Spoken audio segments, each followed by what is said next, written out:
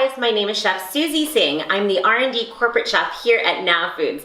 Today we're going to talk about my personal favorite product, the Ellyndale Coconut Infusions garlic flavor. You could use it in a lot of different ways. I'm going to show you 3 recipes that you could use it in. The first is the potato salad. This is my favorite recipe.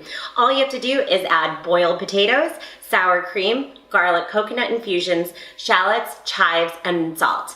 And you've got a great side dish on the go. The second is the garlic bread. Combine the coconut infusions garlic with chives, salt, bake it off, and you've got a really great garlic bread with tons of flavor. Our last is the green beans almondine.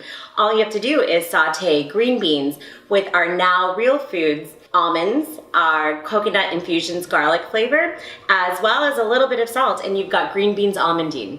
These are 3 really great dishes. If you want more recipes using the coconut infusions garlic flavor, check out our website at nowfoods.com.